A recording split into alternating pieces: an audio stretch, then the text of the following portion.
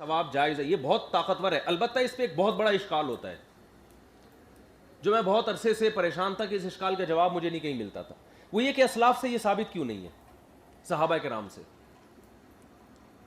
بھائی صحابہ کرام سے یہ بولو نا، ثابت کیوں نہیں ہے کہ مرحومین کے مرنے کے بعد کسی نے کسی کے لیے ایصال ثواب کیا ہو؟ یہ بہت بڑا اشکال ہوتا ہے.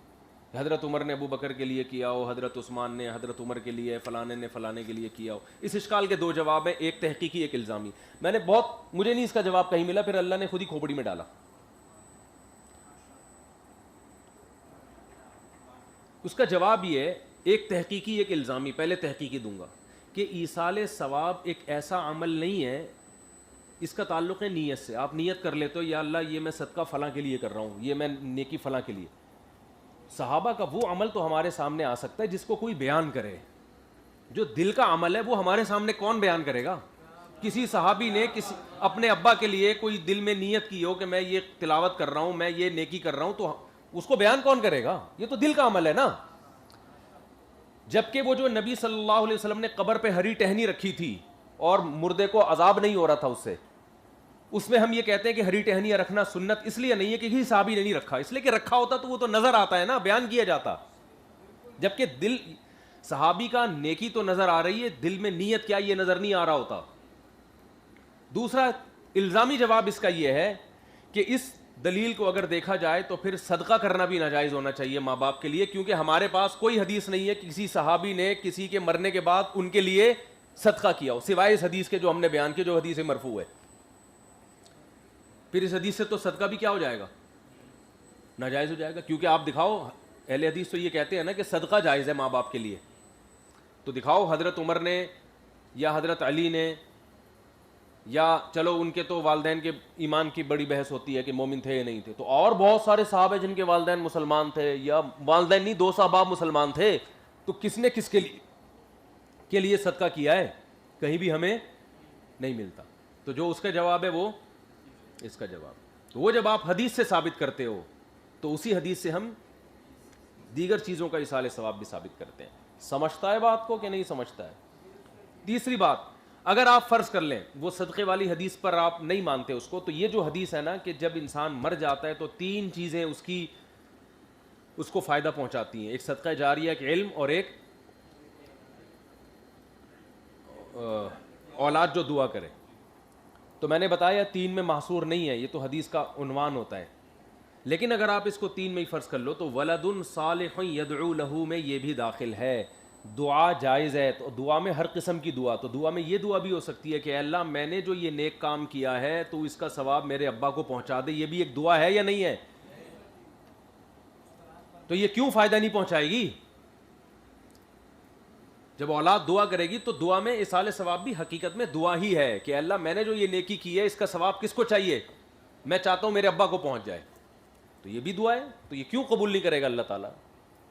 دوسری بات یہ کہ احناف نے، اچھا اس میں دونوں طرف بعض فقہا اسی کے قائل ہیں جس کے اہل حدیث قائل ہیں کہ نہیں بس صدقے کے علاوہ کسی چیز کا ثواب نہیں پہنچتا.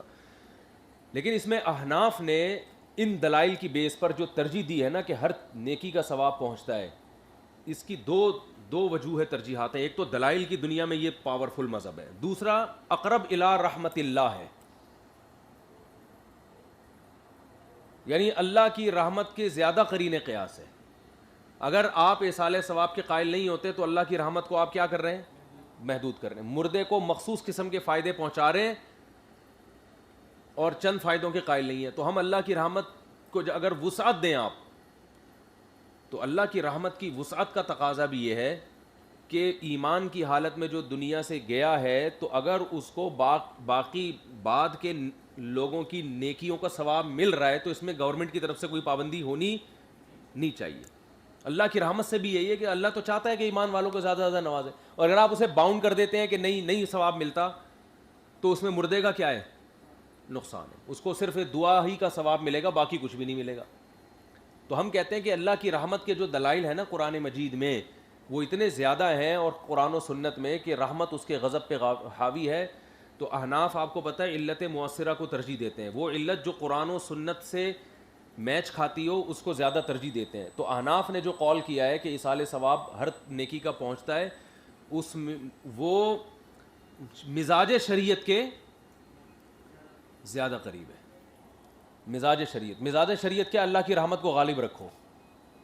مزاج شریعت اس کی مثال ہے وہی جو آپ نے حسامی میں پڑھا ہے اصول فقہ, کہ میاں بیوی میں ایک شخص, دونوں میں سے ایک مرتد ہو گیا. ادھر توجہ رکھو بھائی, کیا ہو گیا؟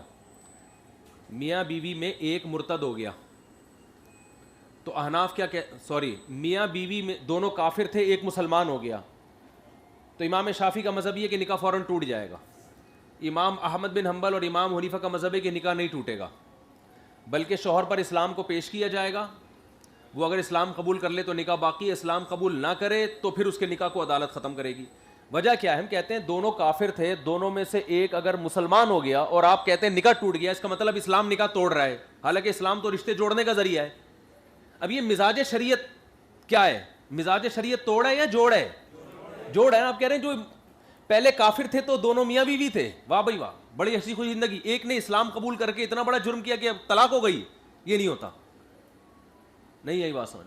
تو ہم یہ کریں گے کہ عدالت اسلام پیش کرے گی. اب جو اسلام کا انکار کرے گا نا, تو اسلام کے انکار کو ذریعہ بنایا جائے گا ان کے نکاح کو توڑنے کا. تو بعض علتیں ایسی ہوتی ہیں جو مزاج شریعت کے قریب ہوتی ہیں, تو انکار کرے گا, پھر ہم کہیں گے نکاح اس کا عدالت, کیونکہ مسلم اور کافر رہ نہیں سکتے اکٹھے, تو اباء عن الاسلام کو ذریعہ بنا. تو یہاں بھی یہی ہے کہ اللہ کی رحمت کی وسعت کا جو تقاضا ہے وہ یہ ہے کہ اس کو محدود نہ کیا جائے صدقے پہ. ایک وجہ یہ. دوسرا, یعنی 3 وجوہات ہو گئی احناف کے مذہب کی وجہ ترجیح کی حنفیہ کے مذہب کی. پہلی وجہ دلائل کی قوت جو میں نے آپ کے سامنے بیان کی. دوسری وجہ مزاج شریعت کے زیادہ قریب ہے. تیسری وجہ نیکی کی لوگوں کو ترغیب اس بہانے زیادہ ہو جائے گی. جب آپ کو بہت سے لوگ اپنے معاملے میں اتنے حریص نہیں ہوتے, اپنے باپ دادا کے معاملے میں محبت میں بڑے حریص ہوتے ہیں. وہ نیکی اس لیے نہیں کرتے کہ ہم جنت میں جائیں, لیکن ابا سے اتنا عشق ہوتا ہے, اماں سے ہوتا ہے, کہتے ہیں یار ساری زندگی ان کی خدمت نہیں کی, چلو اب ان کے لیے یہ نیکیاں کرو. تو نیکی معاشرے میں کیا ہوگی؟ پروموٹ. اچھے کام کا ہی ثواب پہنچا ہے, چرس پینے کا تھوڑی ثواب ملے گا ابا کو. تو ویسے نیکی نہیں کرتا تھا, کم بخت ابا دادا نانا نانی دادی کے ثواب پہنچانے کے بہانے نیکی کرے گا, تو نیکیوں کو معاشرے میں کیا ہوگا؟ فروغ. تو یہ بھی مزاج شریعت کے زیادہ قریب ہے. آپ وہ قول اختیار کریں جس میں نیکی معاشرے میں زیادہ پھیلتی ہو, وہ قول اختیار نہ کریں جس سے نیکیوں کا دائرہ محدود ہو جاتا ہو.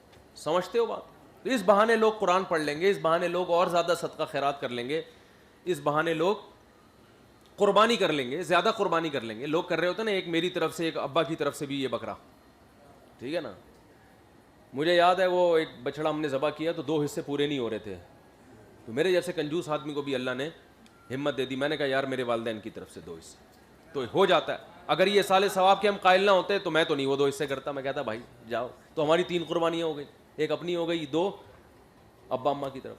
اور اس کے بعد اللہ نے پھر توفیق دی کہ ہم نے کہا ہر سال ہم کہتے ہیں چلو ایک ابا ایک, عموماً ہمیشہ نہیں لیکن عموماً پھر ایک دفعہ انسان عمل کر لیتا ہے تو پھر ہاتھ بھی کھلتا ہے نا اس کا, پھر کوشش یہی ہوتی ہے ہر سال یار ایک ابا اماں کی طرف سے بھی کر لیں.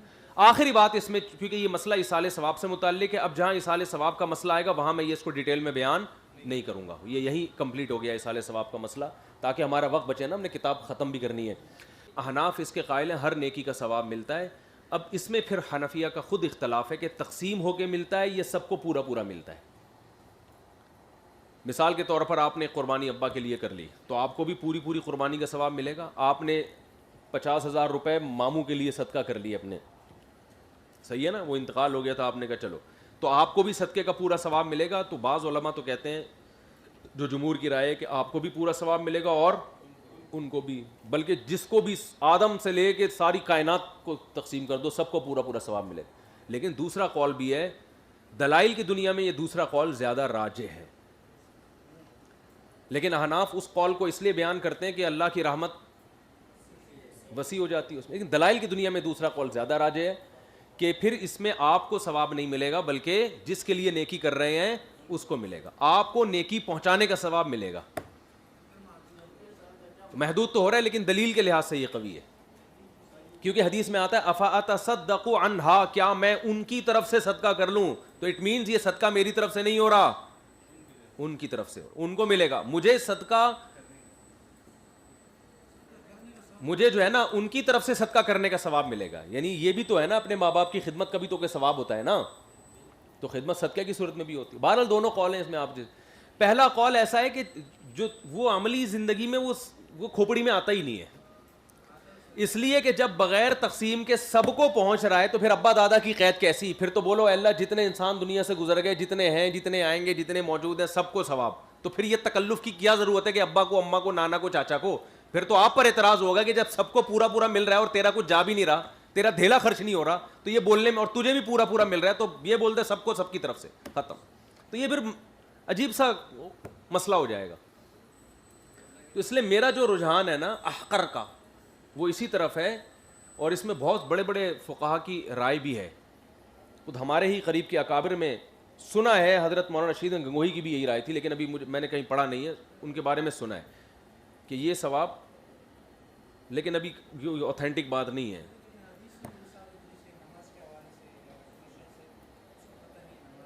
ہاں وہ تو حدیثیں، وہ جو حدیثیں ہوتی ہیں نا کہ من دل الدال علی الخیر کفاعلہ، تو اس کا تو پہلے جواب میں دے چکا ہوں کہ ایک اصل ثواب میں برابر ہوتے ہیں، لیکن جو حقیقت میں عمل کر رہا ہوتا ہے اس کی نیکیاں کئی گنا بڑھ جاتی ہیں. میں نے آپ کو نماز پہ لگایا، آپ نماز پڑھنا شروع ہے تو حدیث میں آتا ہے اس کو بھی پورا ثواب ملے گا، تمہیں بھی پورا ثواب ملے گا. تو پورا ثواب کا مطلب جو اصل صلات کا پورا پورا ثواب تھا وہ تو ملے گا، لیکن جو پریکٹیکلی پڑھ رہا ہے اس کو اس کے علاوہ بھی گریویاں ملیں گی. تو یہاں بھی ایسا ہی ہے کہ ہو سکتا ہے کہ جب آپ کے ماں کے لیے صدقہ کریں تو اصل صدقے کا جو اصل ثواب، جو ہر کی ایک بیسک سیلری ہوتی ہے نا، ایک بینیفٹس ہوتے ہیں، تو عین ممکن ہے کہ اصل صدقہ میں تو آپ کو بھی پورا ملے اور اماں کو بھی، کیونکہ صدقہ تو بہرحال آپ نے کیا ہے، اماں نے تھوڑی کیا ہے، لیکن اس کے جو اور اضافی گریبیاں ہیں وہ آپ کی والدہ کو مل رہی ہیں. تو یہ ممکن ہے.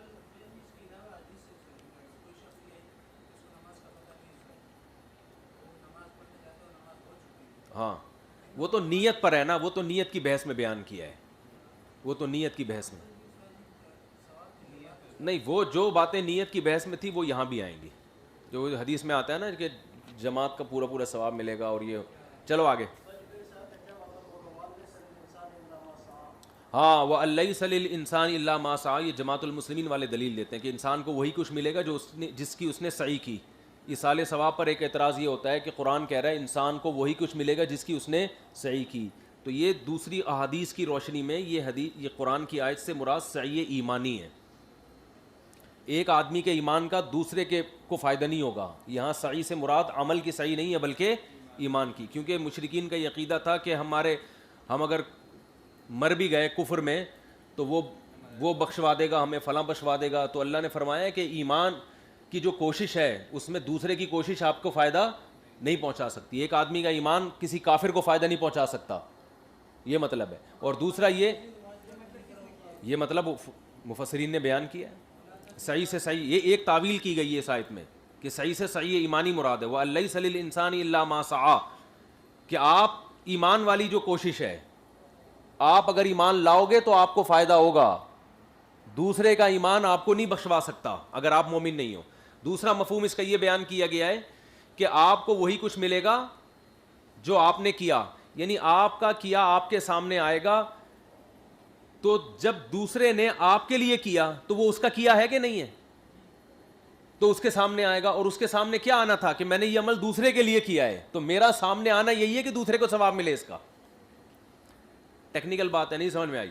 دیکھو ایک مثال ہے، میں نے اپنے مرحوم والدین کے لیے کوئی نیکی کی، صدقہ کیا، 10,000 روپے صدقہ کیے، اور میں نے اللہ سے دعا کی کہ اس کا ثواب کس کو ملے؟ میرے والد کو. میں نے یہ دعا کی تو قرآن کہہ رہے تمہیں وہی ملے گا جس کی تم نے کوشش کی. تو میں نے کوشش کس کی تھی کہ میرے ابا کو ثواب پہنچے، تو مجھے وہ ملنا چاہیے کہ نہیں ملنا چاہیے؟ وہ تو ملے گا نا جو میں نے کیا ہے. تو میں نے تو کیا یہی ہے کہ اس کا ثواب کس کو بھیجنا ہے؟ ابا کو بھیجنا ہے. تو اس لیے فقہا یہ بھی بیان کرتے ہیں اس آیت کی روشنی میں، مفسرین، کہ اس دوسری احادیث کی روشنی میں، یہ تعویل برائے تعویل نہیں ہے، یہ دوسرے دلائل کی روشنی میں تعویل ہے. کیونکہ اس آیت کو اگر آپ اپنے عموم پر رکھو گے پھر تو شفاعت کی بھی نفی ہوگی جو قرآن سے ہی ثابت ہے. پھر تو شفاعت کی تمام قسمیں کیا ہو جائیں گی؟ کالعدم ہو جائیں گی. حالانکہ قرآن خود شفاعت کا قائل ہے کہ سفارش ہوگی. لا یشفعون الا لمن ارتضی, کوئی سفارش نہیں کرے گا مگر اس کی جس کی اللہ اجازت دے گا. تو سفارش تو دوسرے کے عمل کا آپ فائدہ اٹھا رہے ہو نا, سمجھتے ہو؟ تو لیس للانسان الا ما سعی کا مطلب یہ ہے کہ انسان کو وہی کچھ ملے گا جس کی اس نے کوشش کی. تو جب آپ قیامت میں جائیں گے تو آپ کو آپ کی اپنی کوششوں میں کا ثواب میں وہی کوششوں کا ثواب ملے گا جو آپ نے کی ہیں. جو نہیں کی ہے ان کا ثواب نہیں ملے گا. اور دوسرے کی جو کوشش کا ثواب آپ کو مل رہا ہے وہ ضمناً مل رہا ہے, وہ آپ کی وجہ سے نہیں. دوسرے کی کوشش کا ثواب میں یہ بات داخل تھی کہ وہ اس کو ملے, آپ کو ملے, وہ کسی اور وجہ سے مل رہا ہے آپ کو. اس کی مثال ایسے جیسے آپ نے کہیں امپلائی کوئی ملازم رکھا آپ نے کمپنی میں, آپ نے بولا کہ آپ کو آپ کی تنخواہ کے علاوہ کچھ بھی نہیں ملے گا, یعنی تمام بینیفٹس آپ سے ختم ہیں, آپ کو صرف وہی ملے گا جو جتنا ٹائم آپ لگائیں گے, گھنٹے منٹ کے پیسے ہوں گے, اس کے علاوہ کچھ نہیں ملے گا آپ کو. اور مہینے کے بعد آپ کو ایک مٹھائی کا ڈبہ بھی پیش کیا جا رہا ہے. وہ کہے گا بھائی آپ نے تو کہا تھا میں جتنی حاضریاں ہوں گی اسی حساب سے پیسے ملیں گے, ایک ایک منٹ کی تنخواہ کٹے گی اگر میں لیٹ آتا ہوں, تو میری تو اس حساب سے 30,000 تنخواہ بنتی ہے, آپ یہ مٹھائی کا ڈبہ کہاں؟ تو کہیں گے یہ تو فلاں صاحب گفٹ دے کے گئے ہوئے تھے آپ کو, اس کا اس اجرت سے کوئی تعلق, بولو اس تنخواہ سے کوئی تعلق نہیں, یہ غریبیاں ہیں, یہ تو وہ صاحب تھے ان کا اصرار تھا. تو آپ کا جتنا عمل ہے اس کا ترازو میزان کے ترازو میں وہ لا کے لاد دیا جائے گا, اس میں کمی بیشی نہیں ہوگی. گھنٹے منٹ کے پیسے اس میں کٹیں گے آپ کے. لیکن جب مزید نیکی آئیں گی تو آپ بولو گے یہ کہاں سے؟ بولیں گے بھائی یہ آپ کا عمل نہیں ہے, یہ وسیم بھائی نے آپ کے لیے گفٹ بھیجا, یا آپ کے فلاں بچے نے آپ کے لیے گفٹ بھیجا. کہہ رہے ہیں وسیم بھائی کون ہے, پھر اگلے ہفتے بتائیں گے.